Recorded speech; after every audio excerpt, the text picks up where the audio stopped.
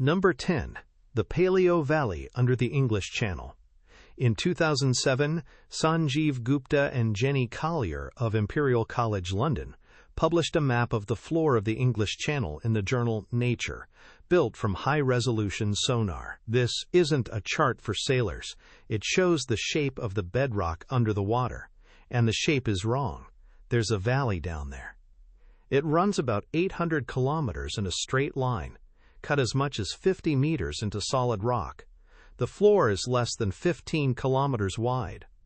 In cross-section, it's close to rectangular, with walls rising at about 2 degrees. Inside it, a narrower inner channel runs 40 meters deeper still. Rivers don't do that. Rivers meander. They cut V-shaped valleys. They leave floodplains. And they take hundreds of thousands of years about it. The rest of the map is worse.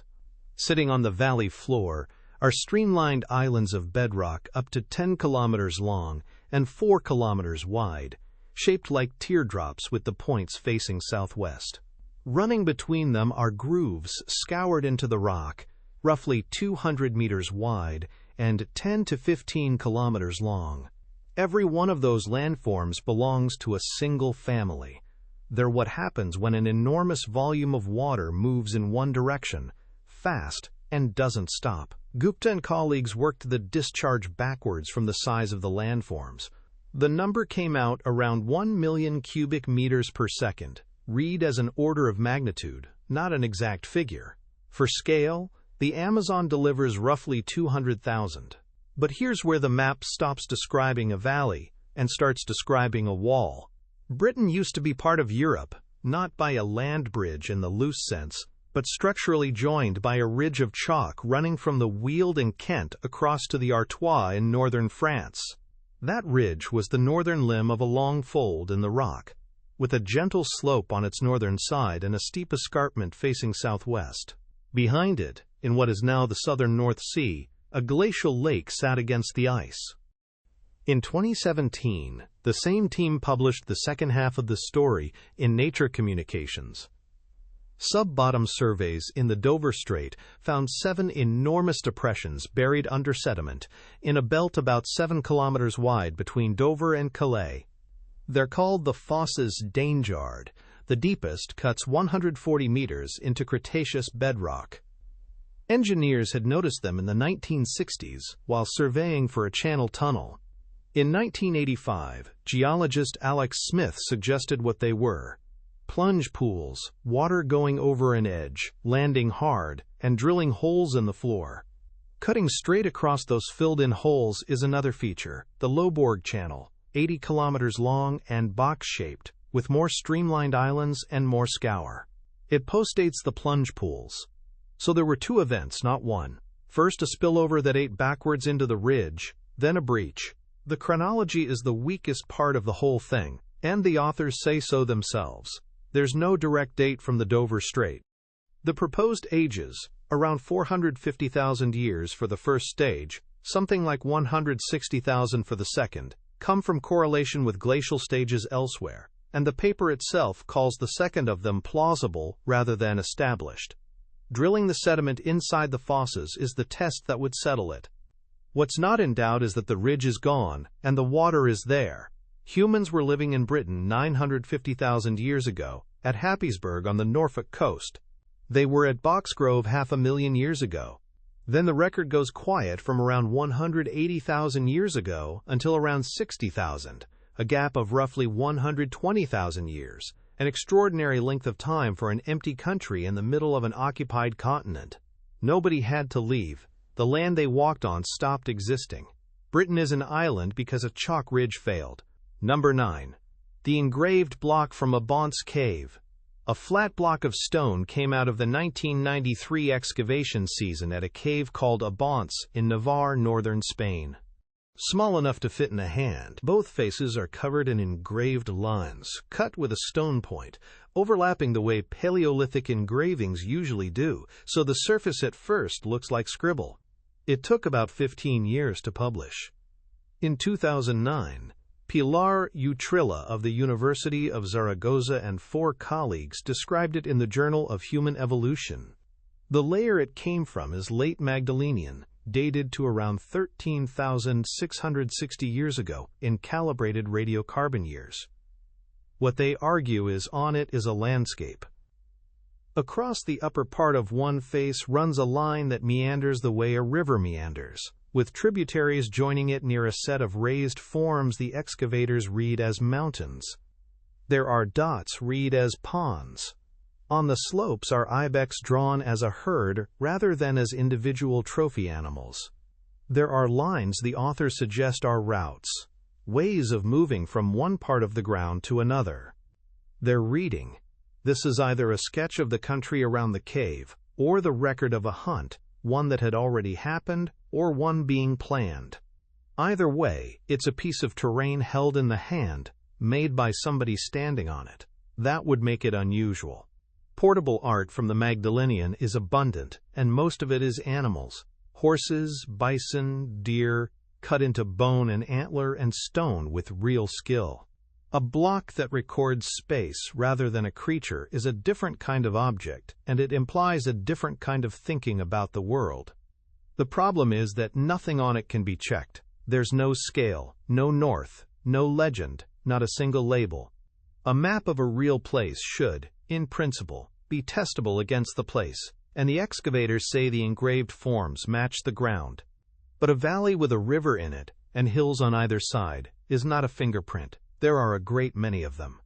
Too many to test. This remains an interpretation offered by the people who dug it up, and it should be described that way, not as a settled fact.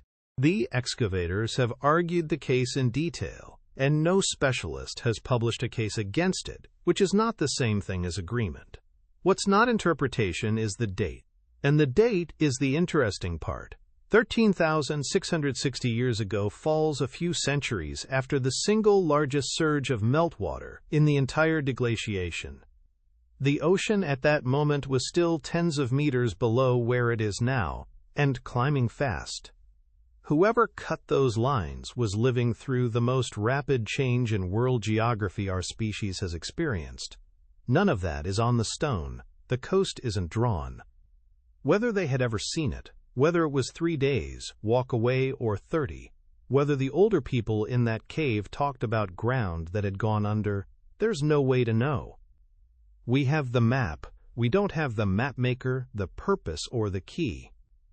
And the shoreline of the world that block was made in is now somewhere out in the Bay of Biscay, underwater, unmapped by anybody at all. Number 8. Doggerland. The trawler Kinda was working the Lehman and Ower banks in the southern North Sea, off the Norfolk coast in 1931, when her net came up loaded with peat. Inside one of the lumps was a point of antler, about 22 centimeters long, worked down to a shaft and cut with a single row of barbs.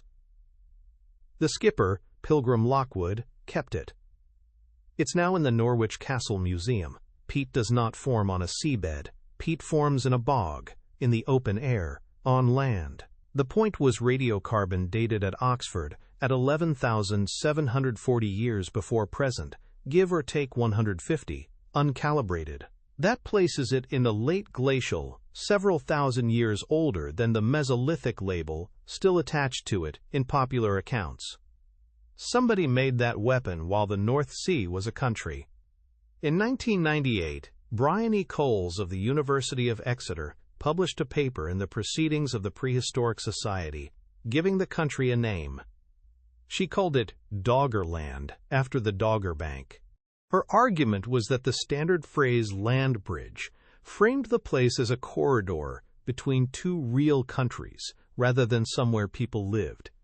She drew maps, but she also titled the paper A Speculative Survey, and warned in it that the shape of the modern seabed is unreliable evidence for the shape of the old land. What makes Doggerland different from every other drowned country on this list is that somebody then went and mapped it properly. Between 2003 and 2007, Vincent Gaffney and Ken Thompson at the University of Birmingham ran a project using three-dimensional seismic reflection data donated by the survey company Petroleum Geoservices. This is data collected to find oil. It images the layers under the seabed, and read at the right horizon, it returns the ground surface as it was before the sea arrived. They mapped more than 23,000 square km of it, drawn from more than 60 separate surveys belonging to 20 different owners. A landscape came up out of the noise. There's a major river, named the Schotten, after the geologist Friedrich Schotten, draining the Dogger Bank. There are lakes sitting in hollows, created by salt moving deep underground. There's the outer Silver Pit, a great inlet south of the bank. Coastlines were reconstructed at 4 separate dates, and they move. Then the same approach was taken to a far larger area. Europe's Lost Frontiers, run from the University of Bradford on a European Research Council grant between 2015 and 2021, mapped around 185,000 square km of early Holocene landscape. It also took sedimentary ancient DNA from 40 cores at 33 sites, which is how a plant list gets assembled for a country nobody has ever seen. The unsettling part is what one of those cores recorded 8,150 years ago. A piece of the continental slope off mid-Norway collapsed. The Storegga slide moved something on the order of 1.5 to 3,000 cubic km of sediment, a figure revised downward recently. It generated a tsunami in Shetland. The run-up exceeded 20 meters. Core ELF 0001A was taken from a drowned river channel in the southern North Sea, about 42 kilometers inland from the coast of the day. In it is a layer of sand 45 centimeters thick, containing 6 separate upward-finding sequences, freshly broken shells, marine microfossils mixed with land pollen and wood. The DNA in that layer changes abruptly. Below it, the sediment is estuarine plants and meadow. Inside it, there's a sudden flood of oak, hazel, and birch. A forest arriving somewhere a forest was not. The centimeters above the sand show the landscape coming back. That's the finding the team published in 2020, and it cuts against the story most people have heard. Storegga did not sink Doggerland. The meadow plants return. What finally took the place was the sea itself. Later, slowly, with no event to blame. The human remains are the part that stays. In 2001, a shell dredger working the Zeeland ridges off the Dutch coast brought up sediment containing a piece of skull, recovered from the spoil by a collector named Leucanthanus. Jean-Jacques Houblin and colleagues published it in 2009, the right side of the frontal bone of an adult male Neanderthal. The stable isotopes in it show a diet with no significant marine protein at all, from a man whose remains came out of the sea. Late glacial human bone has surfaced the same way, along with a decorated piece of bovid bone and mammoth and lion. There's no cemetery to excavate and no settlement to plan. There's an antler point in a case in Norwich. There's a fragment of forehead in a museum in Leiden. There's a flint with birch bark tar still on it, dredged up 40 kilometers off Cromer. Everything else those people owned is spread across the floor of the North Sea, in no order at all. Number 7. The river beneath the South China Sea. In 1921, a Dutch geologist named Gustav Adolf Frederick Molengraaf published a paper in the Geographical Journal on deep-sea research in the East Indian Archipelago. He was working from ship soundings in the 1920s, a weighted line over the side, thousands of times, plotted onto a chart. What emerged from the dots was a system of valleys running across the seabed between Sumatra, Borneo, and Java. They were river valleys, he said. The Sunda Shelf is the reason he could see them. It's one of the largest continental shelves on Earth, up to 800 kilometers across, and shallow in a way that's hard to picture. Water depth over most of it rarely passes 50 meters, and enormous areas are under 20. It's not a slope, it's a floor. The main system now carries his name. The North Sunda River, or Molengraaf River, rose between Belitung and Borneo, ran northeast, collected the drainage of central Sumatra and of western and northern Borneo, and emptied into the South China Sea. A second system drained northern Java and southern Borneo eastward into what is now the Java Sea. Here's where the shape of that shelf turns a piece of geology into a problem about people. On a flat surface, Vertical sea level change converts into horizontal shoreline movement at a punishing rate. A rise of 1 meter on a gradient of 1 in 1,000 moves the coast a kilometer inland. Between about 14,600 and 14,300 years ago, global sea level rose by something in the range of 14 to 18 meters. That happened over roughly 3 centuries. What does that look like to somebody living on it? Not a wave, not a wall of water. It looks like the fishing camp their grandmother used being underwater, and the creek turning brackish, and the good ground being somewhere else now. Every generation, for 300 years. The valleys have been confirmed repeatedly since Molengraf drew them. The Naga expedition of 1959 to 1961 produced echo sounder profiles across them. The Sun cruise of 1996 ran more than 8,000 line km of shallow seismic and returned clean cross-sections, channels sized up to 25 meters with infills reaching 50. In 2000, Harold Voris of the Field Museum in Chicago published maps of the whole region at 8 different sea level contours in the Journal of Biogeography, and the drowned river systems appear clearly on the deeper ones. Satyamurthy and Voris followed in 2006 with a Holocene sequence, identifying probable freshwater lakes sitting on the drowned surface. The area involved is around 2 million square km, roughly the size of India, although the exact figure is genuinely unsettled, and different papers are measuring slightly different things. A landmass that size drowning invites a particular kind of claim, and it has attracted one. Stephen Oppenheimer argued in 1998 that Sundaland held a sophisticated Neolithic society, whose destruction scattered survivors westward, seeding agriculture and flood stories across Eurasia. The geology underneath that claim is completely sound. The civilization is not. No submerged Sundaland site has produced anything of the kind. The genetic and linguistic evidence for Austronesian origins points in the other direction, toward Taiwan. It sits as a minority view among archaeologists, linguists, and geneticists, and that's where it should be left. What actually drowned is interesting enough without it. 2 million square km of low, wet, river-fed land in the tropics, precisely the country people prefer, occupied for tens of thousands of years and taken in stages. Nothing about the drowning is in dispute. The shelf went under, the rivers are mapped, the dates are solid. What has never been produced is a single site.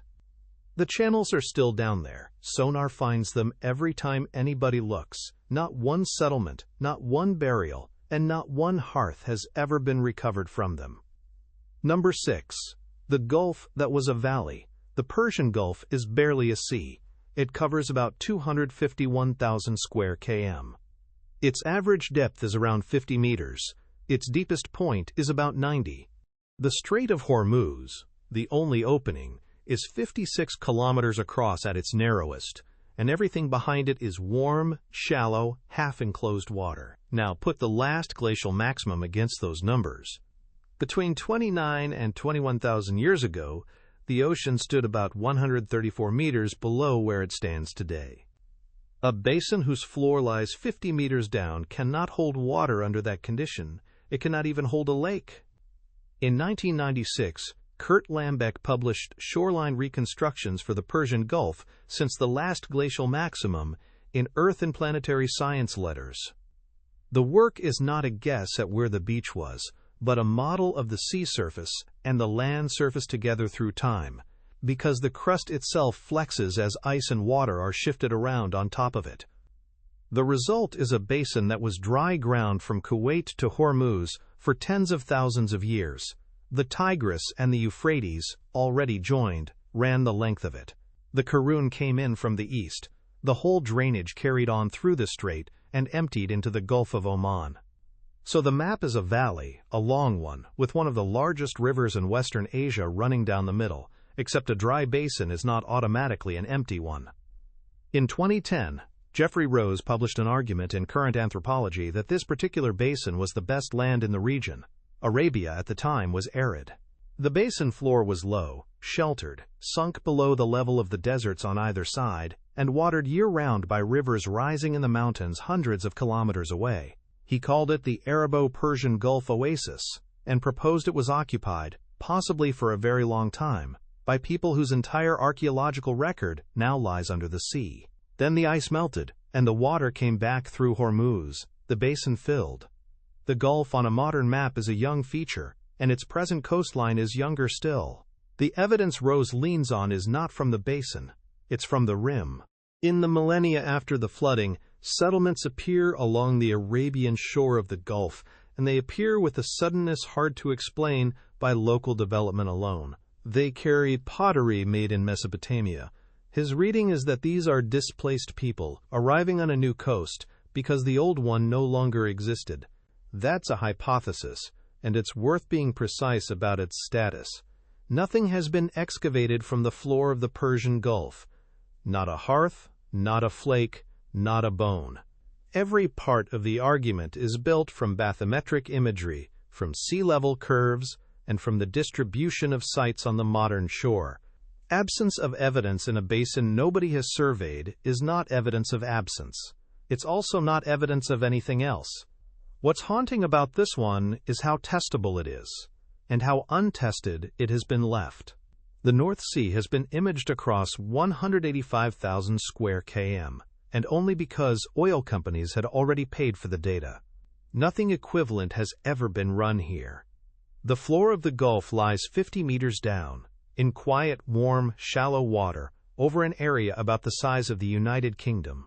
Either there is a long human record sitting on it, or there is nothing at all. Those are the only two options.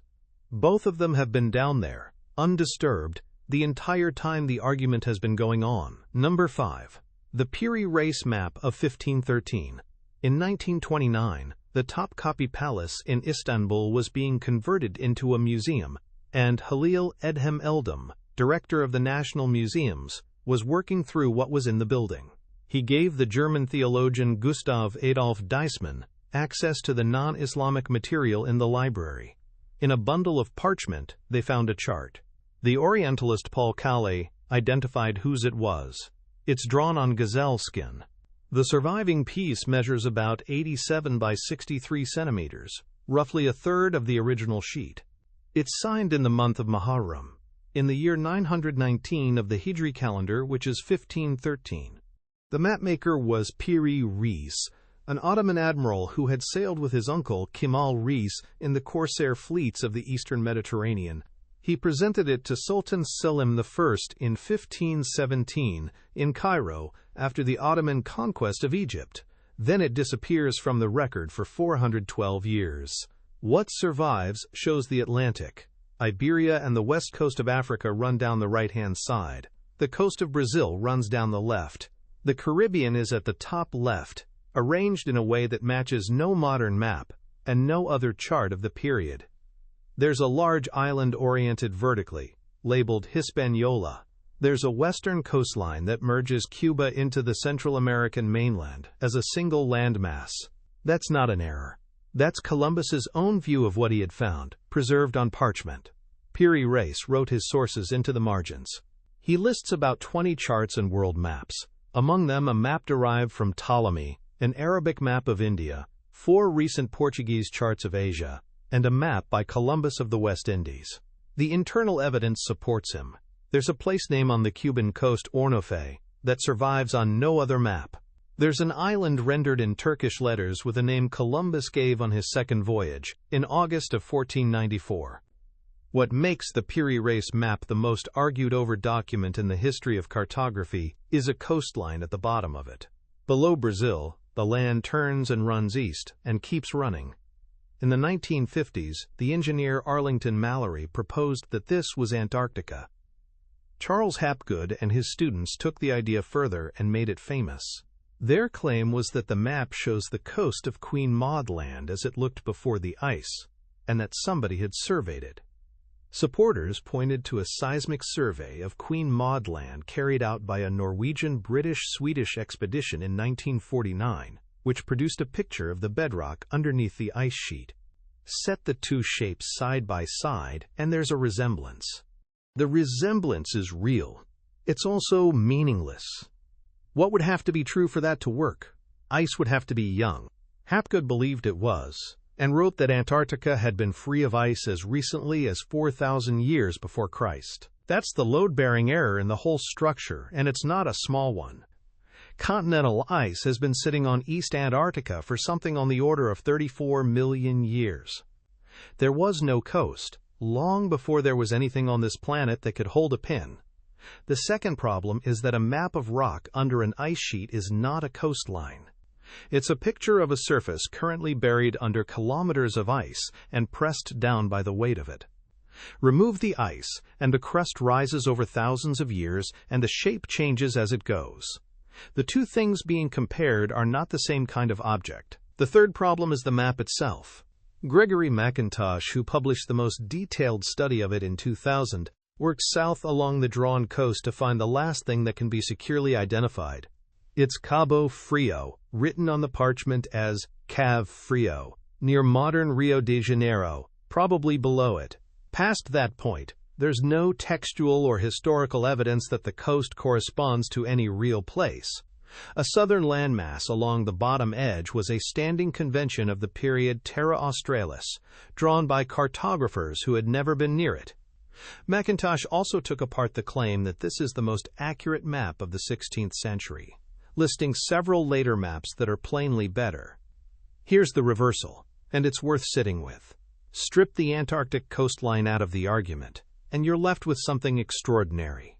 An Ottoman admiral, 21 years after the first crossing, working in a Mediterranean port, assembled charts from 3 separate cartographic traditions onto a single skin, and one of them was drawn by Columbus himself, of which no other copy survives anywhere on Earth.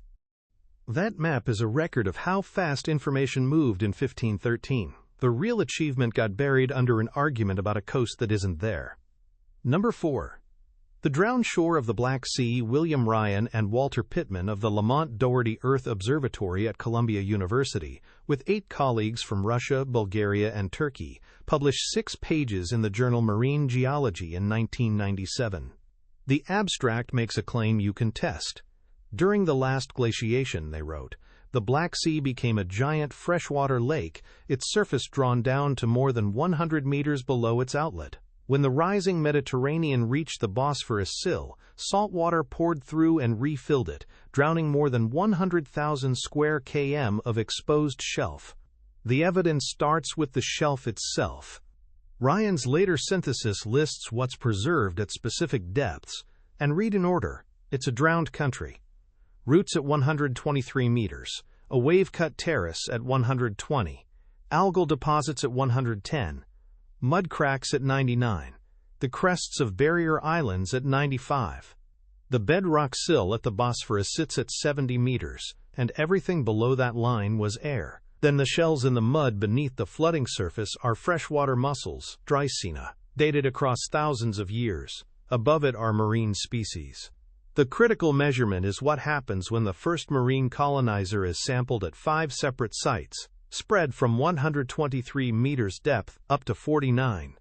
All 5 return the same radiocarbon age, 7,140 years, give or take 40. The deepest and the shallowest were colonized within about 4 decades of each other. 40 years. That's what abrupt looks like in a sediment core. In 1999, Robert Ballard ran a survey off Sinop on the Turkish coast, with side-scan sonar, a remotely operated vehicle, and a dredge. He reported an eroded shoreline at 155 meters. Mollusks dated the marine flooding at that spot to between 7,460 and 6,820 years before present. His team also found a long linear feature at around the 100 meters contour, which got a great deal of press. The people on the expedition were considerably more careful about it than the coverage was, and no peer-reviewed identification of it as a structure was ever published. Then the people who went looking for the flood started finding the opposite. In 2002, Ali Aksu of Memorial University of Newfoundland and colleagues published in GSA Today the results of about 12,000 line km of seismic profiling, 65 cores, and 43 radiocarbon dates. The material came from the Sea of Marmara and the northern Aegean on the far side of the strait. What they found was 10 to 11,000 years of persistently low salinity surface water. Low salinity there means fresh water coming out of the Black Sea, not seawater going in. The flow was outward. Their own sentence is the cleanest statement of the objection. There is no interruption in the degree of stratification at about 7,000 to 12,000 years, as would surely have accompanied a catastrophic flood. In 2009, Liviu Giosan of Woods Hole, with Florin Philip and Stefan Constantinescu of the University of Bucharest, attacked it from the Danube Delta instead. They used paired mollusks, still articulated in place, meaning the animals died where they lived, and those put the Black Sea's level before reconnection at about 30 meters below present, rather than 80 or lower. On those numbers, the rise is 5 to 10 meters, not 50 to 60, and the flooded area is around 2,000 square km rather than 100,000. Ryan then revised his own date. By 2003 he was putting the connection at 8,400 years ago. An independent redating in 2011 moved it to around 9,000. He never withdrew the flood itself. His position stayed that the hypothesis, although challenged, still best fits the full set of observations. The disturbing thing about this entry isn't the water. It's watching a scientific claim turn into a cultural one. The 1997 paper does not mention Noah. It does not mention Gilgamesh. Its only cultural sentence suggests the drowning may have accelerated the movement of early farmers into Europe. The flood of Noah framing and the comparison of the inflow to 200 Niagaras come from the trade book Ryan and Pittman published in 1998, and from the press coverage around it. Those flow figures have never appeared in the peer-reviewed literature. The archaeological problem with the connection is arithmetic. The event dates somewhere between 7,500 and 9,000 years ago. The earliest written flood narratives are from the second millennium before Christ. Ronald Hendel, who works on the Hebrew Bible at Berkeley, has pointed out that anyone hunting the flood behind Noah should be looking in northern Mesopotamia, and that the biblical account descends from earlier Mesopotamian literature rather than from a remembered event.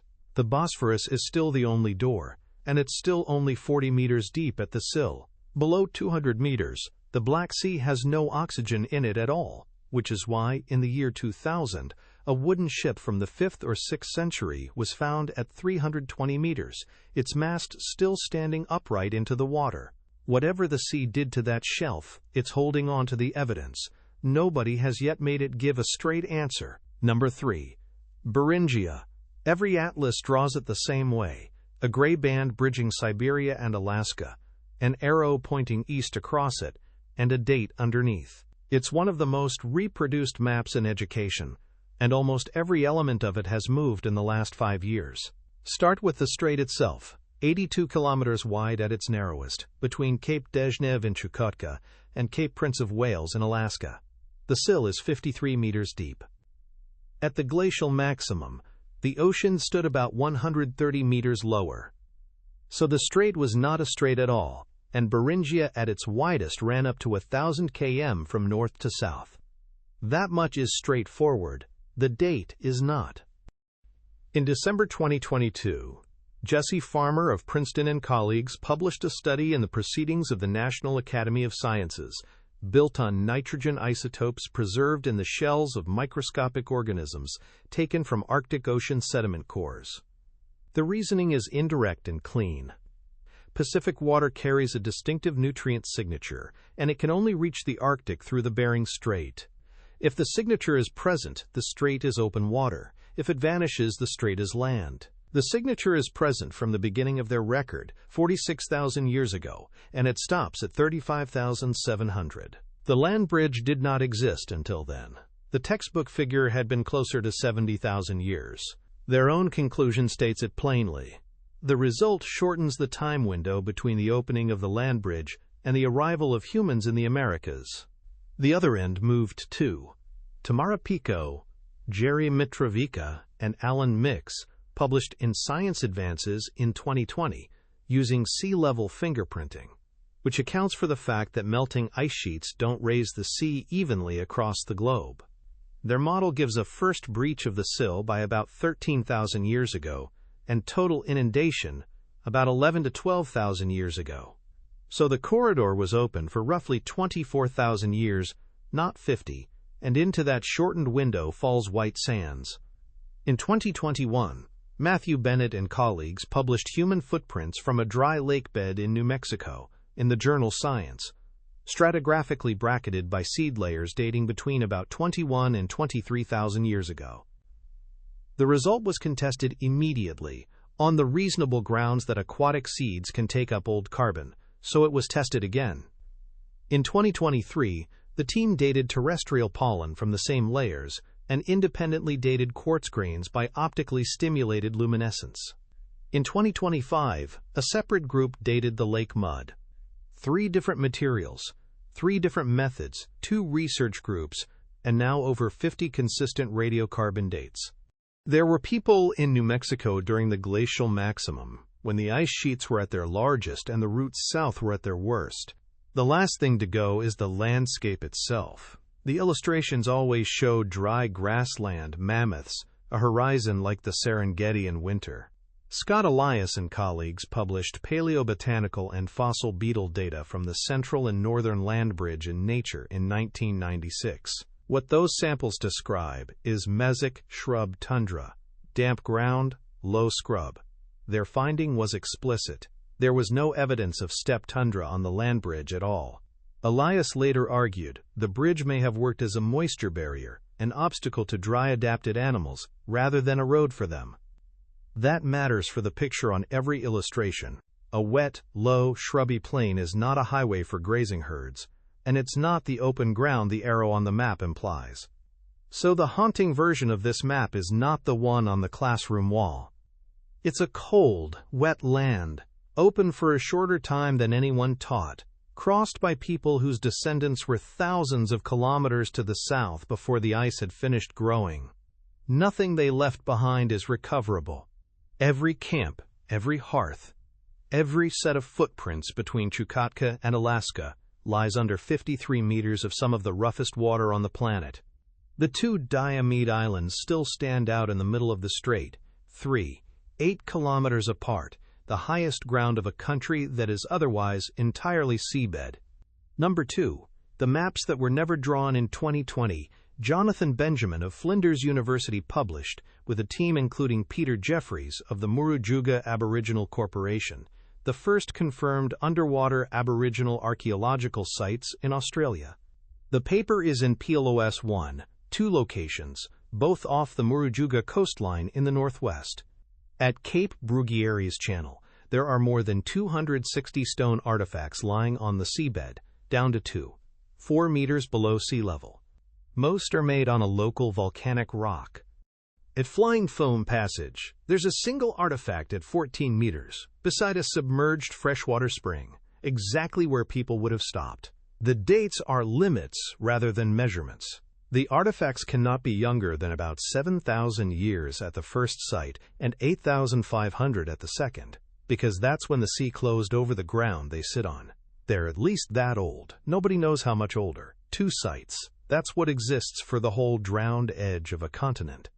The size of what's missing was quantified in 2018 by Alan Williams and colleagues in Quaternary Science Reviews. At the glacial maximum, the Australian landmass covered 8 million square km, 12 million of them, about 22%, were gone by 8,000 years ago. Roughly 90% of that loss happened after 14 to 12,000 years ago. In some places, the shoreline retreated at up to 7 meters a year, about 600 meters of country inside a 25-year generation. In 2024, Cassie Norman of Griffith University and colleagues published a study of one piece of it. The Northwest Shelf covered around 400,000 square km, half again the size of New Zealand. Their reconstruction gives it an archipelago phase lasting some 9,000 years, and a landlocked inland sea, the Melita Sea, covering more than 18,000 square km. They then ran an Earth system model of productivity across that landscape and converted it into a carrying capacity. The range they report is 50,000 to 500,000 people at various times. That's a model of what the country could have supported, not a count of anyone. Nobody was counted. Worth saying clearly, but it describes a habitable region, occupied for tens of thousands of years, and it describes what happened to it. More than 100,000 square km drowned in 400 years during the Great Meltwater Pulse. Another 100,000 went in the 3,000 years after 12,000 years ago, about half the shelf in 2 strokes. The truly unsettling part is that the people who lost that country appear to have kept a record of it. In 2016, Patrick Nunn of the University of the Sunshine Coast and Nicholas Reed of the University of New England published a study in Australian Geographer. They examined 21 locations around the Australian coast where Aboriginal traditions describe the sea-covering land that is now seabed. Their method is straightforward. For each story, work out the minimum depth of water required for the described detail to have been literally true. Then look up when the sea was last at that depth, using an established sea level curve for Australia. The stories bracket overwhelmingly between about 7,000 and 13,000 years ago. The details are specific. The Narungga people described Spencer Gulf as marshy country, with a line of freshwater lagoons running inland before the sea broke through and came tumbling along. Around Port Phillip Bay, people described crossing dry-footed from the eastern side to Geelong before the water rushed in through the heads. Near Cairns, Gunganiji informants said the Great Barrier Reef was the original coast. One account names a place halfway out to Fitzroy Island, now underwater, called after the trees that grew there. Now the objections, because they're serious and they belong here. Nunn and Reed say in the paper itself that it can never be proven these traditions recall post-glacial sea level rise. The dating is partly circular. The age comes from matching the content of a story to a curve, so the number is an output of the assumption. Most of the stories were recorded by colonial ethnographers in the 19th and early 20th centuries, and most of the Aboriginal people who told them are unnamed. The conventional scholarly ceiling for oral transmission is 500 to 800 years. Peter Hiscock, then at the University of Sydney, called the paper fantastical when it appeared. There's also a control case, and it comes from Nunn's own group. Wolf Creek Crater in Western Australia has a tradition attached to its formation, and the crater predates human arrival in Australia by more than 100,000 years. A geologically accurate story can be a correct inference by people who understood what they were looking at, rather than a memory of watching it happen. What keeps the argument alive is the transmission mechanism, which is not what most people picture. It's not a tale passed casually down a line. In the kin structures Nunn and Reed describe, specific relatives are formally responsible for checking that a story is being told correctly, and that responsibility is designed to cross generations. It works less like a game of telephone and more like an audit. The story gets checked. It's maintained by living institutions, in societies that have gone on changing as all societies do, while keeping their law and their language and their knowledge working. 2 artifact scatters on the seabed. 21 places where a description and a depth agree. That's the physical record of a fifth of a continent. The country itself is on no chart anywhere.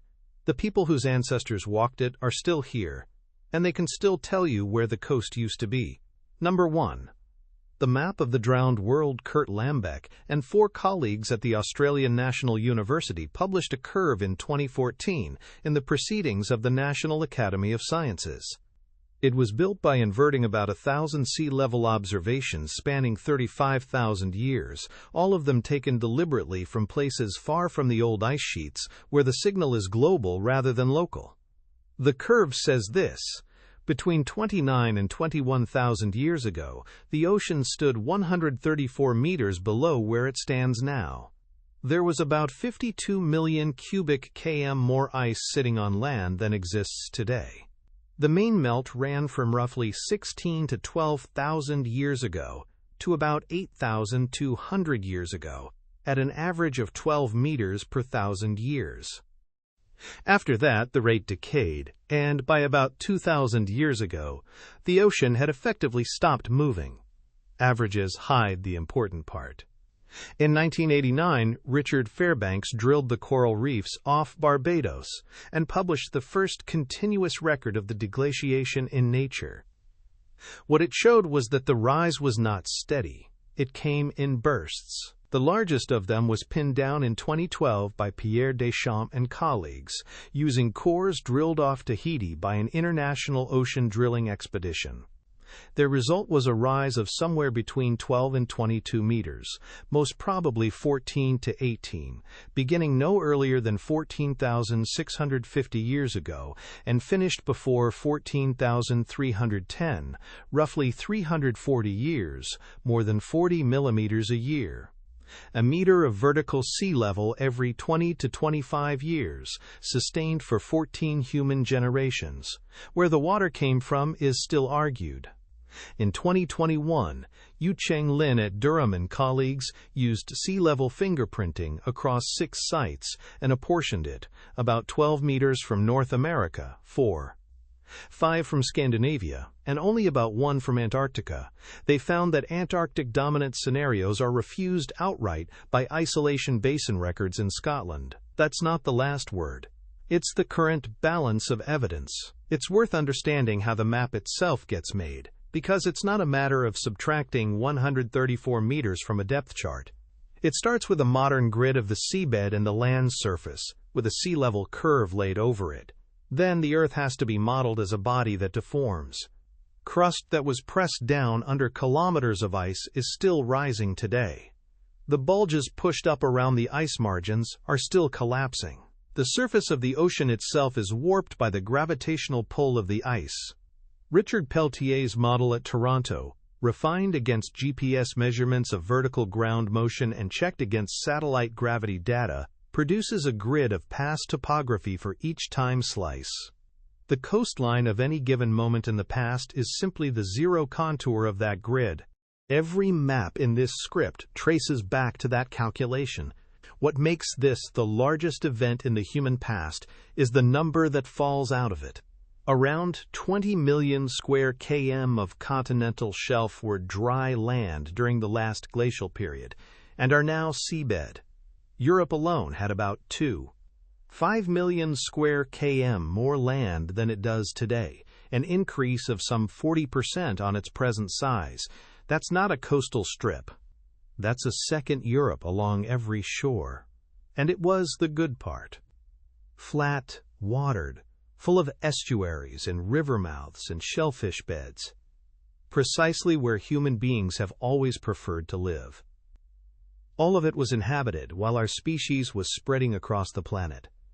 The routes out of Africa, the crossings into Australia, the movement into the Americas, the entire question of when people began living on the sea rather than beside it. The evidence for all of that sits on the shelf. Here's what has been recovered. SPLASHCOS, the European Research Network chaired by Jeff Bailey at the University of York, brought together more than 100 researchers from over 60 institutions across 26 countries. It built a database of underwater find spots covering a span from about 1 million years ago to the establishment of the modern shoreline, and it holds close to 3,000 of them across 20 countries. 3,000 points on 20 million square km. Bailey and Nicholas Fleming put the consequence into one sentence in 2008. Underwater investigation is essential if hypotheses of early human adaptation and dispersal are to be fully tested. There's one more turn in this, and it concerns the ground under your feet. The shoreline every map on Earth is drawn against is roughly 6,000 years old. It's not a permanent feature of the planet. It's where the water happened to stop when the ice ran out. And every port, every fishing town, and every coastal city on every continent was built afterward, on the far side of the event, on the beach the flood left behind. 15 billion people now live within 100 kilometers of that line and below 100 meters of elevation. Nearly 900 million of them live less than 10 meters above the tide. Our entire idea of what the world looks like is a snapshot of the aftermath. Every coast you have ever stood on is a line the water stopped at, and it stopped there for no reason except that the ice had run out. Somewhere off every shore on this planet, there's a landscape with rivers in it, and hills, and lake beds, and the places where people sat down and made things. One stretch of it, in the North Sea, has been mapped properly. Everywhere else, the best map anyone has is a contour line for a coast with nothing drawn inside it.